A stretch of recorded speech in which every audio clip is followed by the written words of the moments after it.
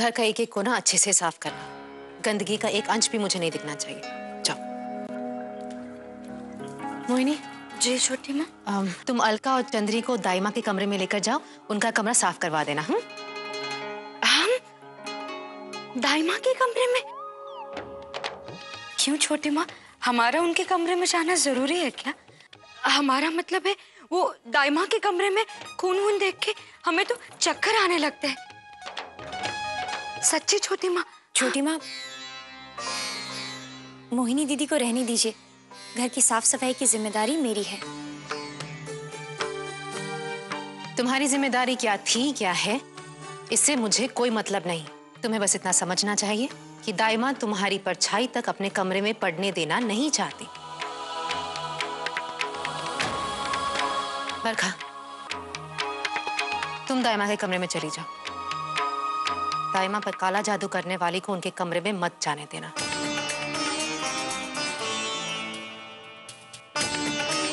हाँ छोटी माँ, ये सही रहेगा। आप कहो तो हम पूरे हवन की तैयारी कर लेते हैं। पहली बार मुझे ऐसा लगा कि देव ने गलत निर्णय लिया है। राधिका की तरफदारी करके बहुत गलत काम किया। देखिए, हमें जितने फिंगरप्रिंट्स हमने ले लिए, बस एक बार फिंगरप्रिंट्स की रिपोर्ट आ जाए, उसके बाद सारे घर वालों की उंगलियों के निशान से मिलाकर देख लूंगा। धन्यवाद सुधीर जी। मैं बस ये चाहता हूँ कि दाइमा पर हमला करने वाला इंसान हमारे सामने जल्द से जल्द आ जाए। Thank you so much.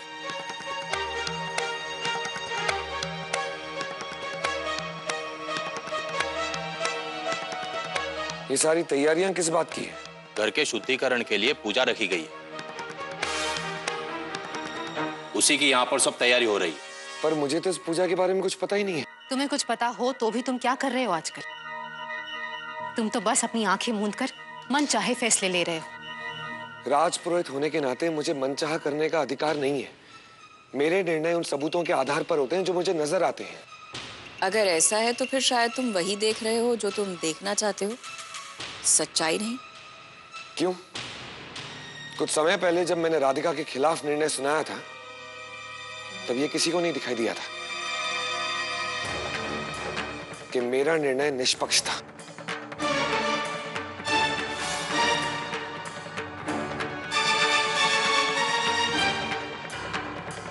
दाइमा का है? ताऊजी, दाइमा का है? क्यों, अब क्या काम है उनसे? और कोई दुख देना है उन्हें? किसी ने सच ही कहा है, पत्नी के आ जाने से मां की हैसियत कम हो जाती है। आपको भी ऐसा ही लगता है छोटी माँ कि मैं जानबूझकर दाइमा को दुख पहुंचा रहा हूं? आप तो मेरे और दाइमा के रिश्ते के बारे में अच्छे से जानती हैं। दाइमा की तबीयत अच्छी नहीं, इसलिए वो नहीं समझ पा रही है। पर आप लोगों को तो समझना चाहिए ना कि मैं हमेशा अपने बारे में सोचने से पहले अपने घर वालों के भले के बारे में ही सोचता हूँ।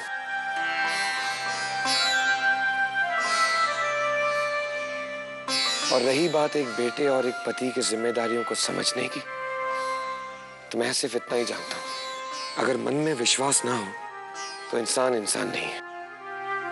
फिर क्या बेटा और क्या पति।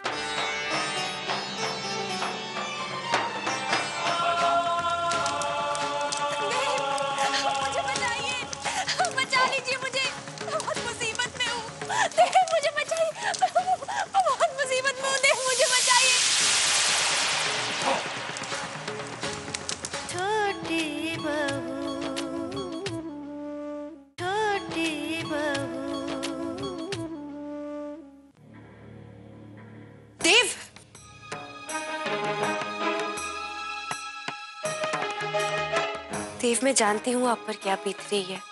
मुझे दिखाई दे रहा है कि घर के सभी लोग आपसे कैसे बर्ताव कर रहे हैं, और मुझे अफसोस हो रहा है ये देखकर कि। तुम्हें क्यों अफसोस हो रहा है? मैं तो सिर्फ आपकी दोस्त हूँ देव। अफसोस से ज्यादा कुछ नहीं कर सकती। बस एक पत्नी ही है जो अपने पति के दर्द को अफसोस ही नहीं, महसूस भी करती है, जैसे राधिका किया करती थी।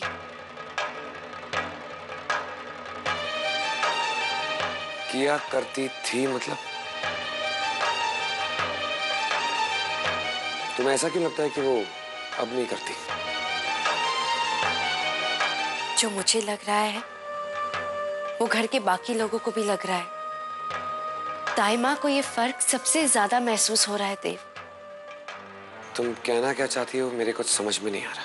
याद कीजिए देव, अगर घर में कुछ भी होता था तो दाई माँ हमेशा आपका और राधिका का साथ देती थी।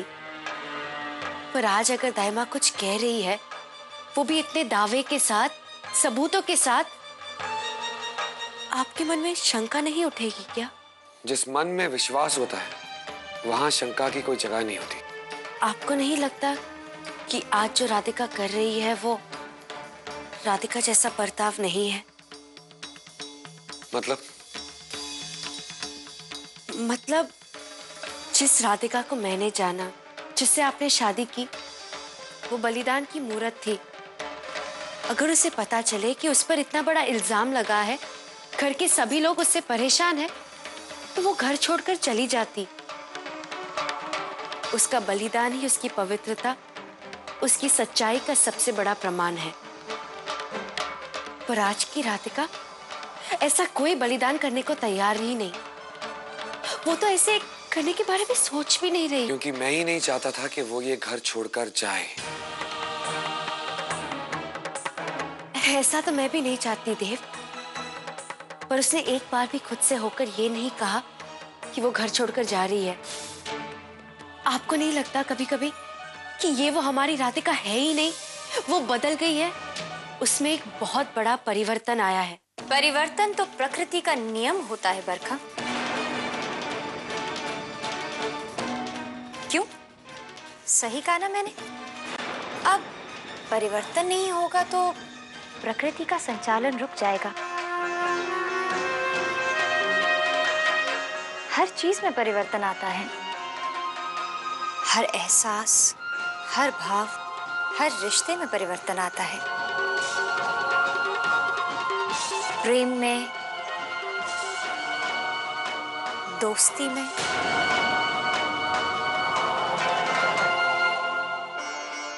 बदले हुए हालात के साथ समझौता करने के लिए इंसान को अपने आप में परिवर्तन लाना ही होता है। तब जाकर इंसान उस बदले हुए हालात में सांस ले पाता है, सफल हो पाता है। कुछ बदलेगा तो नजर आएगा ही आएगा।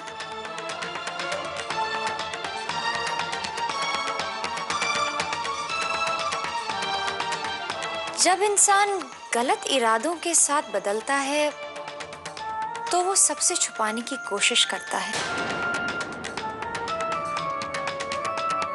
उसे धोखा कहते हैं। राधिका का बदला हुआ रूप तो सबके सामने है, क्योंकि राधिका का मन बिल्कुल साफ है। वो कुछ छुपाने की कोशिश नहीं कर रही है, क्योंकि उसे किसी को धोखा नहीं देना है।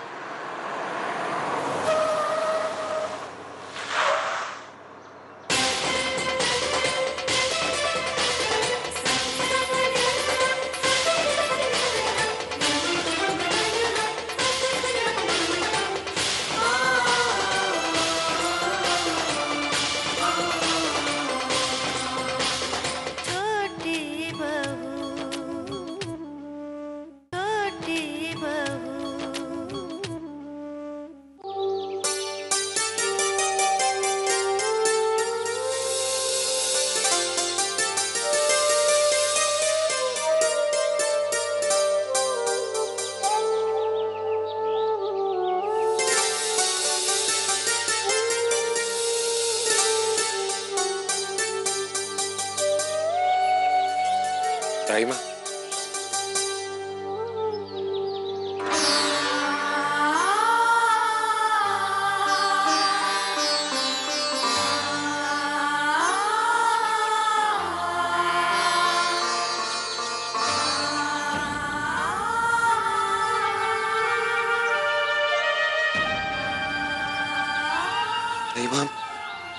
आप क्यों कर रही हैं ऐसा? आपको तो मेरे हर फैसले पर गर्व हुआ करता था। आपने ही मुझे सिखाया था। कि हमेशा सच का साथ देना चाहिए। फिर आज क्या हो गया? आज ही घर दूषित हुई गयो। ई घर में गलत वस्तु आई रही, वो भी एक गलत इंसान के कारण, और उसके साथ आए रहे गलत संस्कार। मुंह से चुपचाप बैठकर ई घर में शैतान राज करते हुए ना देखा जावेगो। तो भला है विशु का जो उन्हें शुद्धिकरण की पूजा करवाए को कहो। अगर तू चाहत है कि ई घर से बुराई मिट जावे तो घर का बेटा होवे के नाते पूजा में बैठने आ जाइयो। तेरी पत्नी को लगे है कि पूजा ठीक ना है तो फिर उसकी मर्जी से काम कीजिए। मुझको भी बता दीजिए तो मैं भी पूजा ना करूंगी। मैं ठहरी घर की नौकरानी, घर के मालिक के साथ जुल्म बहस कैसे कर सके है?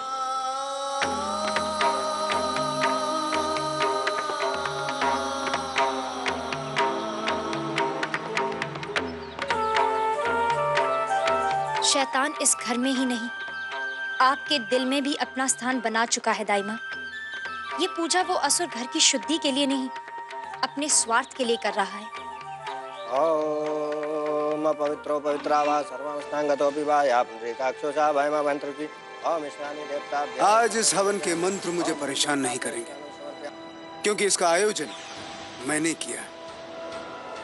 यह हवन होगा मेरी मायाजाल का पहला धागा। पता नहीं ये हवन में बैठने देव आवेगो कि नहीं। क्यों नहीं बैठेगा दाई? अवश्य बैठेगा।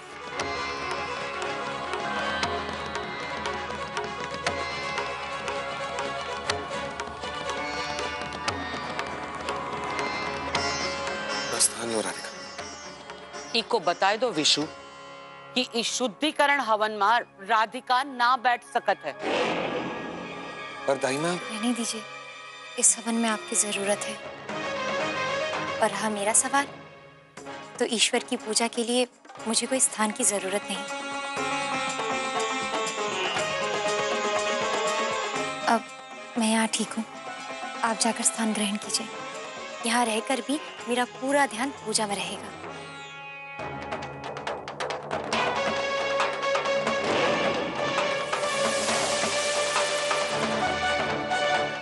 तुम सोच भी नहीं सकती हो मायावी कि मैं क्या करने वाला हूं।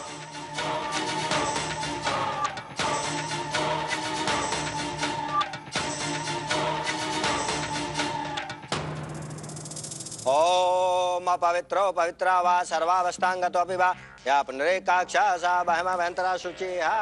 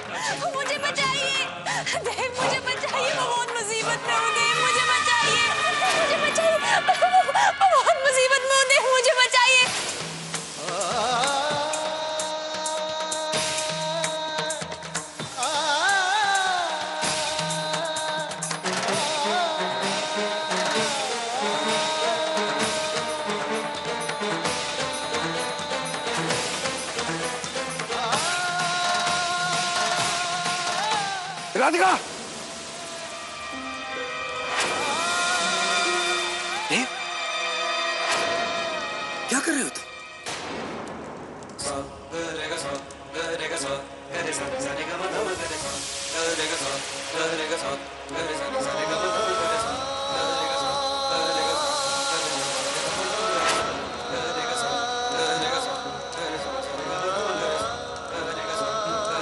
मैं ठीक हूँ।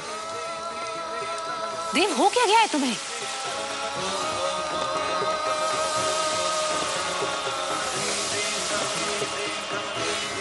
शायद मेरी तबीयत खराब है इसलिए।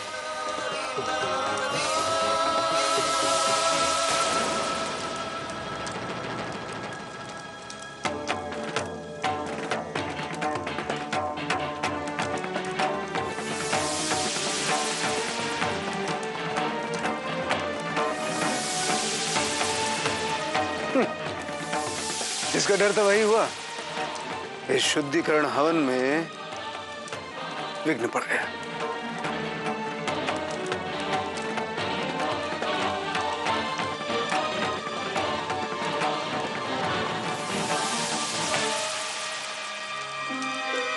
वो असुर ये सब खेल रचकर तुझ पर इल्जाम डालना चाह रहा है। असुर को जो करना था वो कर चुका है दाऊ।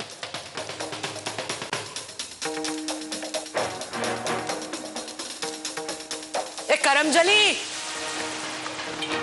अपने पति को तो छोड़ देती, अरे डायन भी 7 घर छोड़ के वार करे।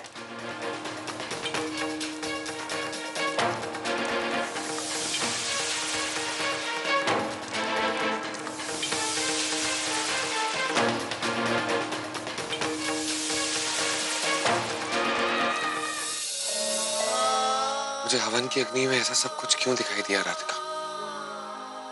तुम इतनी परेशान हो, मुश्किल में हो, तुम मुझे बुला रही हो।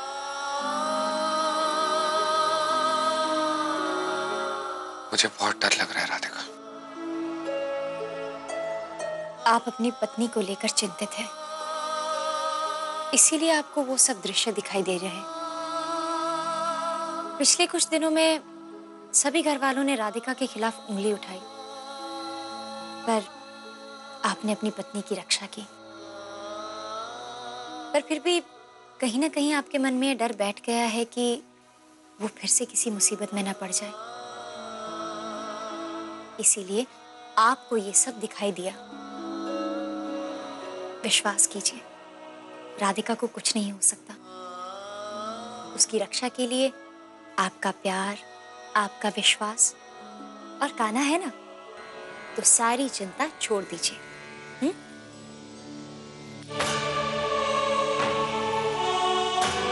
लीजिए, अब कुछ ही समय में आपकी ये चोट भी ठीक हो जाएगी। राधिका, ये तो जादू हो गया। जलने का दाग अभी भी यही है, पर जलन बिल्कुल हो ही नहीं रही। तुम तो सचमुच मायावी हो।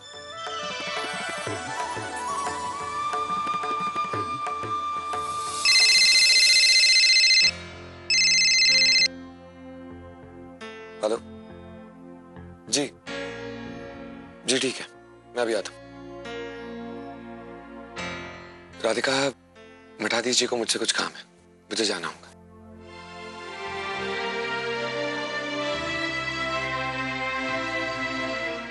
मैं यूं गया और यूं आया। तब तक तुम अपना ख्याल रखना। अगर तुम्हें कुछ हो गया ना, तो मैं बर्दाश्त नहीं करूंगा। चिंता मत कीजिए, राधिका को कुछ नहीं होगा, और इसे कान्हा का ही आश्वासन समझिए। मैं तैयार हो जाता हूँ। जी, मुझे पता है आपको असुर ने अग्नि में जो कुछ दिखाया उससे आप बहुत परेशान हो गए हैं, पर जो होता है अच्छे के लिए होता है।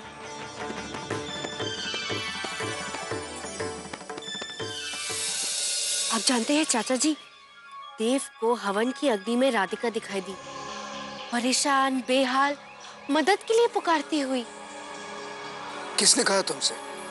मैं देव का हाल पूछने के लिए उनके कमरे में गई, तो मैंने उन्हें ये बात करते हुए सुना।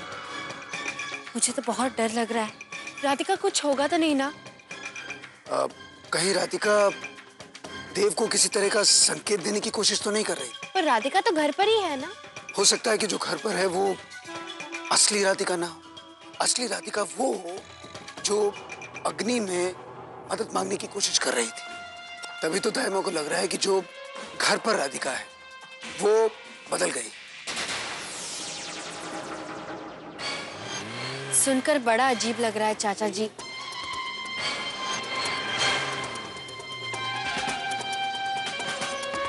हमारे इस नाटक को देव ने सुना भी या नहीं? सुन लिया है बरखा।